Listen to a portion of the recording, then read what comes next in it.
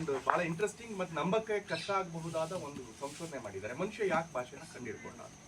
ನಾವೆಲ್ಲರೂ ಪ್ರಾಣಿಗಳ ತರ ಗವಿಗಳಲ್ಲಿ ವಾಸ ಮಾಡ್ತಾ ಇದ್ದ ಟೈಮಲ್ಲಿ ನಾವು ಬೇರೆ ಏಪ್ಸ್ ತರ ಇದ್ದಾಗ ಕಾಡು ಪ್ರಾಣಿಗಳು ಚಿಪ್ಪಾಂಜಿಗಳ ತರ ಆ ಭಾಷೆ ಹೆಂಗ್ ಬಂತು ನಿಮಗೆ?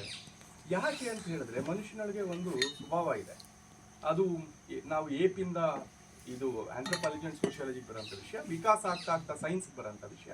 ವಿಕಾಸ ಆಗ್ತಾ ಆಗ್ತಾ ಏನಾಯ್ತು, ಮನುಷ್ಯನಿಗೆ ಅವನಿಗೆ ಬುದ್ಧಿ ಬೆಳೀತಾ ಬಂತು, ಎರಡು ಕಾಲ ಮೇಲೆ ನಡೆದ ಎಲ್ಲ ಆಯ್ತು. ಅವನಿಗೆ ಏನಾದ್ರೂ ಒಂದು ಮಾಡ್ಬಿಟ್ಟು ಬಂದಾಗ ನಾ ಹೇಳ್ಕೋಬೇಕು ಮತ್ತೆ ಎಕ್ಸಾಗ್ರೇಟ್ ಮಾಡಿ ಹೇಳ್ಬೇಕು ಅಂತ ಅನ್ಸುತ್ತೆ. ನಾವು ಬರೀ ಕಮ್ಯುನಿಕೇಟ್ ಮಾಡಲ್ಲ ಅಂಡ್ ಎಕ್ಸಾಗ್ರೇಟ್ ಮಾಡ್ಬೇಕಾಗಿತ್ತು. ನಮ್ಗೆ ಎಕ್ಸಾಗ್ರೇಟ್ ಅಂದ್ರೆ ಏನು?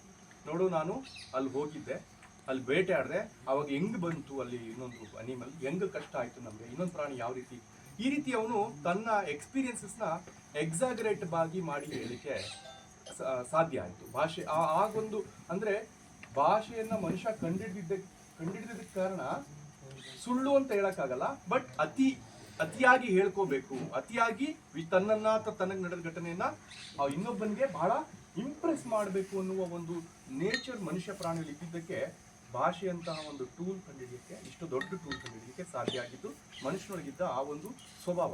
ಬರೀ ಕಮ್ಯುನಿಕೇಟ್ ಮಾಡೋಕ್ಕೆ ಏನು ಪ್ರಾಬ್ಲಮ್ ಇರಲಿಲ್ಲ, ಯಾವ ಪ್ರಾಣಿಗೂ ಪ್ರಾಬ್ಲಮ್ ಇಲ್ಲ ವರ್ಲ್ಡಲ್ಲಿ.